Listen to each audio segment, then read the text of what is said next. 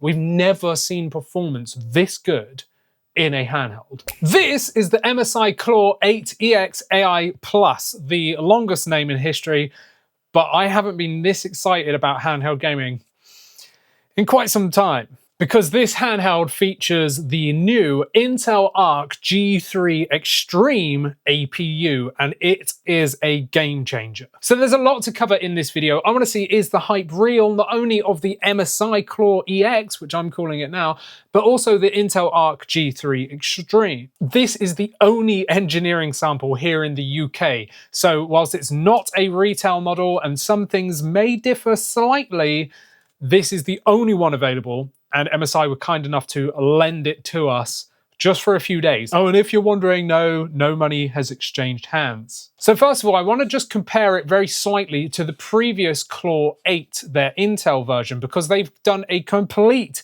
and utter redesign of this handheld. And I have to say, it's way better. Like, it's so much better than the previous version in quite a few ways. Now, one of the first ways is the ergonomics. It is so ergonomic, and we are going to sort of test the hand feel of this versus a bunch of other handhelds very soon. But let's just focus on the previous MSI, right? The hand feel is so much better. They've taken design from an Xbox controller, and it really like aids in their favor. The chin across the bottom here is kind of subjective. I've seen a lot of hatred online, but I kind of like it. I don't know why, I do kind of like it. You can stand the thing up just on the screen, but I will say it is not stable. You only want to be doing this like if there's a pillow under it in case it falls. The build quality of the thing feels really good. Again, this is an engineering sample, so things may differ. I'm not going to dwell too much on button feel and bumper feel and stuff like that, because it could be different versus a retail unit. But despite that, I do want to say one thing I don't really like, even though they've redesigned it, is the D-pad. It's not my favorite. The previous Claw wasn't my favorite either. It's not very accurate. When I'm moving around, especially in the quick settings menu, and I'm adjusting the TDP slider, it often like will input up and then cancel out my TDP movement, and then I have to go back down and move it all again. You kind of have to be very precise there. They've also opted for sort of 3/4 size joysticks, which are a little bit loose. The tension, I hope, is better on the retail unit. Again, this is an engineering sample, so I don't know. But there's just a couple of things I don't like. Everything else feels amazing. I love the triggers. They literally are like an actual Xbox controller, which are weirdly way better than the Xbox handhelds triggers.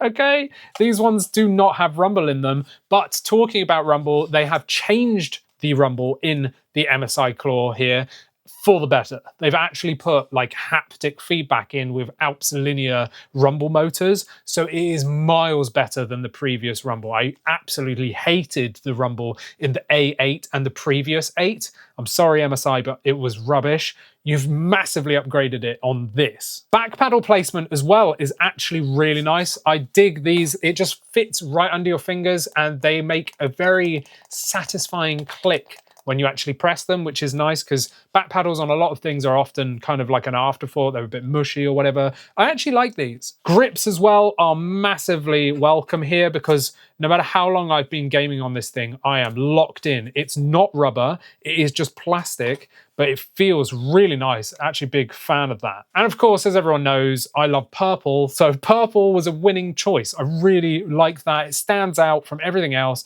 which is just straight up black. It's still a dark color. I like it a lot. Purple is brilliant. And again, going back to that chin, it just means that the ergonomics are even better, because it would just look a little bit stupid if it was all the way down, and it would change the angle of the grips and everything. It is extremely comfortable. So whilst we're talking about comfort, let's just compare it against some other handhelds very quickly. So let's kick it off with the Steam Deck just here. So this is the oldest handheld now in terms of like PC land, right? And it is ergonomic. It's very carved in, right? Your like hands are very much round like this. So you're like locked into the thing, and it is very comfortable. I must admit, it is comfortable. I never liked this placement though. It's too high up. It needs to be lower, because you're like a maximum extension on the top end. So you can't get amazing accuracy on the joystick on the right-hand side, at least. So it was a bit of a thing for me. I've got like medium-sized hands. Didn't really like that. But the actual thing itself is very comfortable and ergonomic. Really nice. And of course, this is just straight up Xbox land. And again, the main thing for me is the placement of this asymmetrical joystick layout, which means I now have full like control over this right stick. I'd have to pick the MSI personally, just because I like Xbox layout. I like the asymmetrical design, but of course it is a wider grip. Like I said earlier, I feel like the Steam Deck kind of like tucks you really close in. You're like really holding it. Whereas this one, you're a bit more flared out, again, like a wide Xbox controller, right? Let's compare it to the OG Ally. Now, my OG Ally weighs a ton because I did the battery mod in it, video on the channel if you want to see that. But it is just not the most comfortable, is it? It's like pancake design. So it's okay. It's really not as bad as some people make out, but it's not ideal in terms of ergonomics. It's very sort of plasticky feeling. It's all right. It's not that bad. It really isn't that bad. But yeah, the MSI just here just feels so much better. Again, just mainly because of how big these controller horns are. Like, they are huge. Now, the Legion Go 2, like the most unergonomic device ever. The joystick is too low. You know, like it needs to be higher or like more flared out. But this thing is huge, right? Like, it is a big boy. If we compare it to the MSI just there, you can see how big it is. But if you took away the side buttons and stuff, it's not that uncomfortable because they've got quite aggressive sort of grips just here. They're quite like pronounced, right? So I don't find it not comfortable, but the only way to make it very comfortable is to you know, use the comfort grips just here, which accentuate the like grip so that you can then have better access to this asymmetrical joystick, right? And now that's way more comfortable than it being naked, if you will, right? But yeah, it's still not ideal. This, again, just way more flared out, lets your hands naturally grip here without any need for any third-party grips or anything. The design layout just here is better weighted as well. It doesn't feel obviously as heavy because it's not, right? But it just feels a lot nicer. How does it feel compared to the Xbox Ally X, Xbox's own version of their controller with a screen on it? So here we go. You can see that the Xbox Ally X is way more tucked in, way smaller screen as well. We've got 7-inch versus an 8-inch screen just there, and it's 16:9 versus 16:10 on the MSI.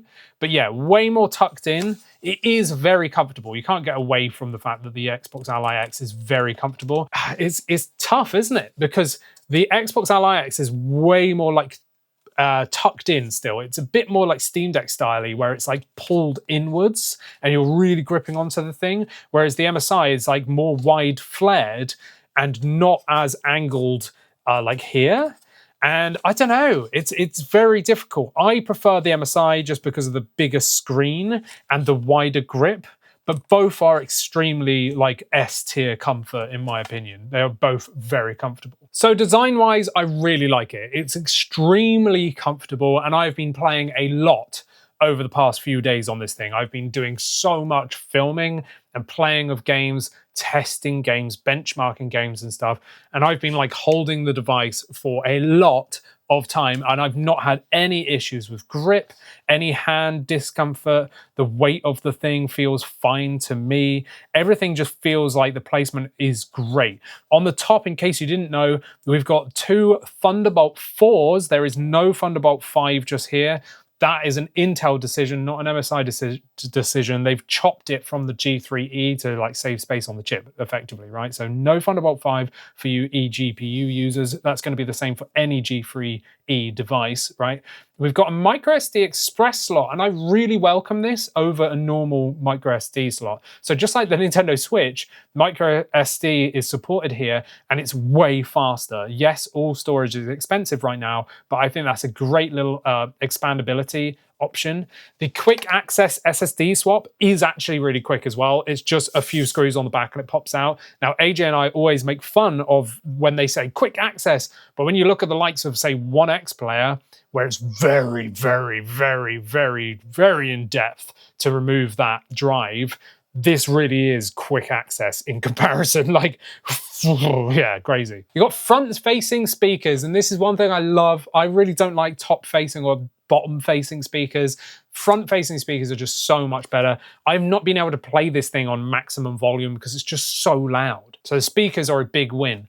The thing came with Xbox mode, installed as well. So all I've done is I've added some frequently used apps that I want in here, like the Intel graphics suite, right? The settings, Microsoft Store. I don't know why Xbox Mode didn't just default pull these up so you don't have to like manually do it and then manually search for updates. Basically, I can just update everything here from either settings, Microsoft Store, or MSI Center M directly from Xbox Mode without the need to go into Windows Desktop, which you can, of course, and of course, being the G3E, it's a very powerful APU. You can do workload on this, so you can just, press desktop, and then there you are. You're now in the desktop, and it's just like a regular PC. Now, the right button over here brings you to Center M, which I still think could be better. There's more stuff that I'd like to see there, like per game profiles of button remaps, things like that, but it is decent. And then on the left side, you've got the quick settings menu, which is brilliant. I really like that. It's built into Game Bar,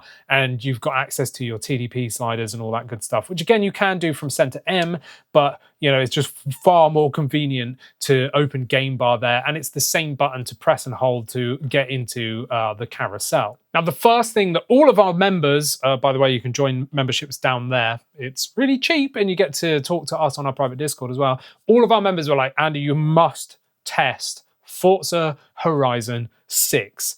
And there's a good reason, because all the AMD handhelds stutter loads. Like they're just stuttery messes, right? So we had to test that. And now I want to talk about performance. I'm not going to go through everything because I've tested so much stuff, and maybe we'll cover that in future videos. But I do want to give you a good taster of some things that I've been doing. But there's one big glaring thing I need to talk about, which I don't know whether it is to do with the engineering sample I've got. But in the UK, at least, when you search for the RAM specifications of the MSI Claw EX, you can't find any. You can find that it's got a 32 gig of RAM, which it does have, but you can't find the speeds. Now, in America, they are 8,500. Just calling it that for ease, right? I don't remember what the other numbers are. 8,500 mega transfers per second, which is great. That's like 96% performance-wise of a G3E with that faster RAM. Now, there's some other handhelds offering slower RAM to bring the price down. And this device here has the slower RAM. I don't know if that's going to be regional. It's very likely that they could be giving the faster RAM to America and other regions and the slower RAM to the UK to bring the price down, because it is actually cheaper here in the UK, and we will talk about that towards the end. Now, from what I've read from people testing these RAM speeds on the laptop variants of this APU effectively, right?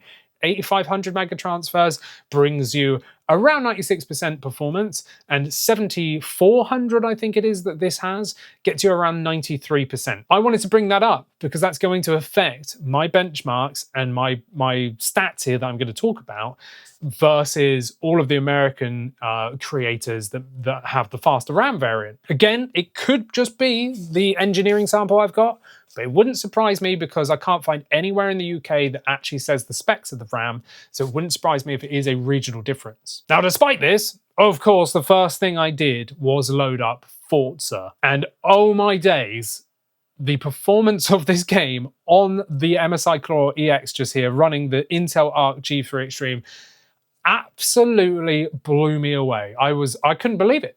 I was running this game at 13 watts, 800p raw performance, and getting the most incredible experience. 13 watts. Absolutely insanity. But that is so ridiculous. The performance here, zero stuttering, and an incredible experience. And that was in Tokyo City as well, which again, our members were like, can you please just go and check this out? And yeah, so it's safe to say at 13 watts, like super low wattage, raw performance, no upscaling, no XeSS, nothing else injected here. The performance is fantastic. Bump the wattage up, and it just gets better and better and better. Throw on XeSS, like quality or anything else like that, and it gets better and better and better. You can even play these handhelds just here at native resolution, because that's one thing the AMD variants just can't do. On every handheld, I'm dropping down to 720p or 800p to get the best rasterized, like raw performance to a playable state, and it's only just barely getting there on a lot of games.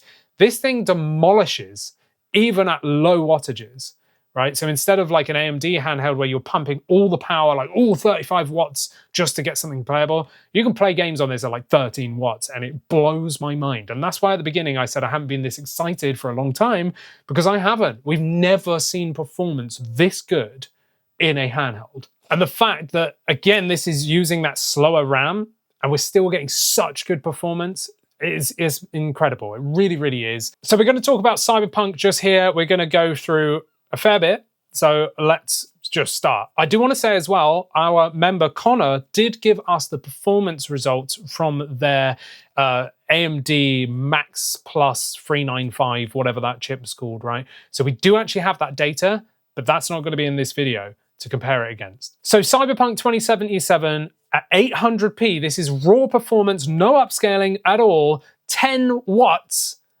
gets us 42 FPS on average with lows of 29. Doubling the power to 20 watts sees a 97.6% increase in performance. It's nearly 100% increase in performance. That is absolutely mental. So 20 watts, all low, no upscaling or anything, gets us 83 FPS.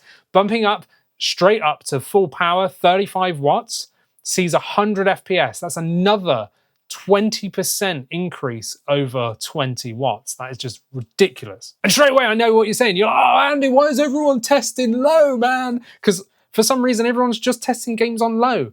Don't worry, I got you covered because I've been testing pretty much everything on high as well. So now let's do this again. But this time we're doing 800p high preset, no upscaling, nothing. I've ditched 10 watts just because I'm lazy and I didn't have much time with this, so I'm trying to bash out as much as possible.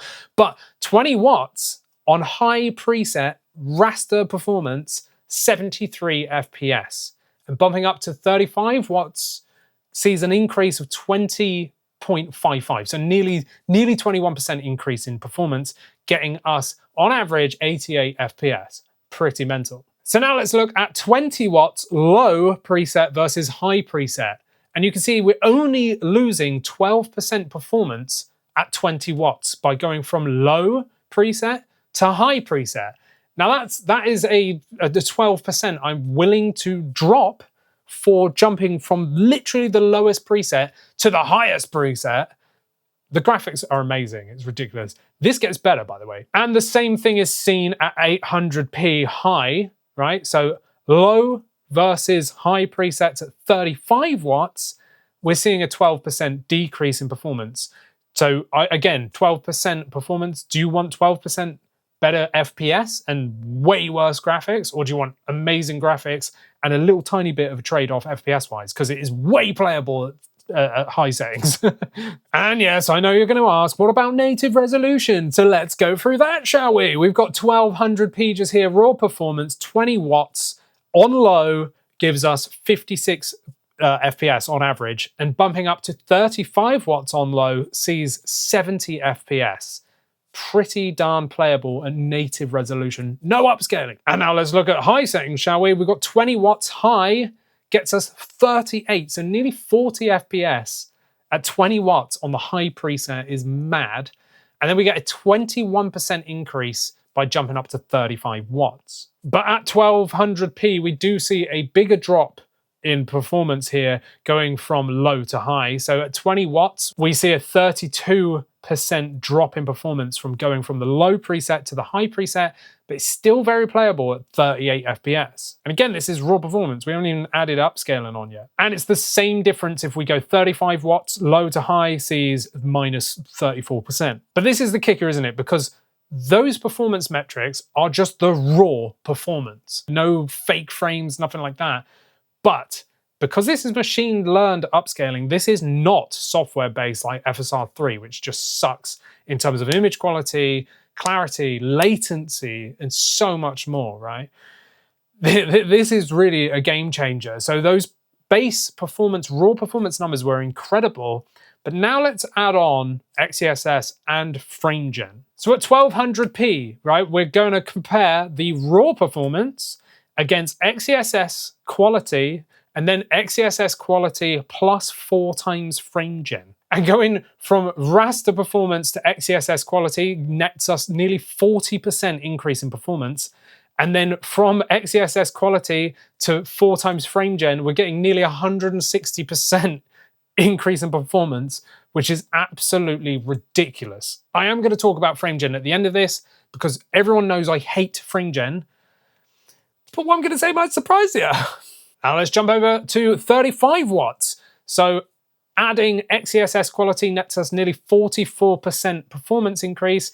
And then from XeSS to XeSS quality plus 4 times frame gen nets us another 150% increase in performance almost. And if we take a look at 20 watts versus 35 watts, I've got rid of the raster performance now. We are just looking at XeSS versus XeSS and frame gen, right?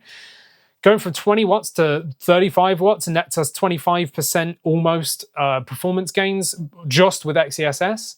And then with frame gen added, we get almost a 20% increase, jumping from 20 watts to 35 watts, which is mental. So those numbers are absolutely absurd, unheard of in the handheld world. And it's all thanks to the G3 Extreme, really, and the Intel software that allows us to force either 2 times frame gen, 3 times frame gen, or 4 times. You're not stuck to 4 times, so you can actually adjust it.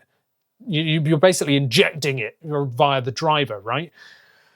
It is insane, because when I ran these benchmarks, I was like, well, I'm going to play this game in a minute, and I bet it feels rubbish. I bet if I press the button, I could walk to the shop and come back before the input has even registered. I was very, very shocked when I couldn't feel any noticeable latency. I couldn't see any visual artifacting on the screen. I'm a little bit in shock about it, to be perfectly honest. It's almost like we need like a 500 hertz screen on this thing now to utilize this, right? Because 120 hertz is way below all those numbers that we just seen with 4 times frame gen. Like, it's ridiculous.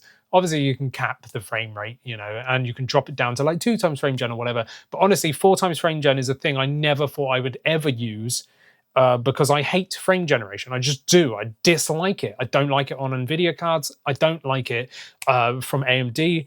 But on the handheld here, it actually makes sense. This is a thing where you won't believe me until you try it yourself. And I absolutely recommend, if you know anyone that's going to go and buy one of these or that has one already, please try it, because I want to say I'm a convert here. I need to try more games, but I'm literally blown away with the input latency. It is insane. Like, it's literally insane. And again, there's like, I couldn't like see any visual artifacts. I'm trying to stare at grounds when I'm walking around. I'm just trying to look at staircases. I'm looking at the edges of the screen. Everything was just crystal clear and really smooth and very responsive. So yeah, I'm a little bit in shock about the MSI just here. Now's the kicker, because it ain't cheap. It's nearly $1,800 in America, and that's without your American tax applied. In the UK here, we're at £1,400, $1,399. If you buy the bundle, which comes with the case, the screen protector, and all that good stuff here in the UK, it's about $1,450. Which is just absurd money. Like, it really is expensive, right? When you're looking at like the 6 to 8 months ago when the Ally X dropped, the Xbox Ally X, and you're looking at what, like $800-900? It's a hefty price increase. But the thing is the performance numbers we are getting from this thing are absolutely ridiculous. Like, this is truly the next generation for handheld gaming. AMD are really lacking right now. Going from the Z1 Extreme to the Z2 Extreme was almost pointless. Like, we saw minimal gains in performance there. Good gains in efficiency, but really there was no need to upgrade. If you're sat on a Steam Deck or a Z1 Extreme that you've had for the past like 4 years or whatever, and you've been saving up and you can stomach spending this much money right now, and by the way, it's not like MSI's fault or anyone else's fault. It's like the whole AI thing with RAM and storage prices just through the roof, And even Asha Sharma from Xbox says that she's expecting the prices to keep doubling for the next few years, basically. So it's not going to get any better, which is a shame. So if you can stomach the prices, this is totally worth getting. Like, I'm just going to say it. Like, as an enthusiast, I am excited by it. Like, my wallet is crying. I don't want to buy one, but it is incredible. It really, really is. So it's all down to you and your own personal situation with money. But I think this thing's incredible. It really, really is. Like, it is mad. And I've not even tested everything I want to test on it yet. I've done far more tests with it that I'm sure we will cover in the future.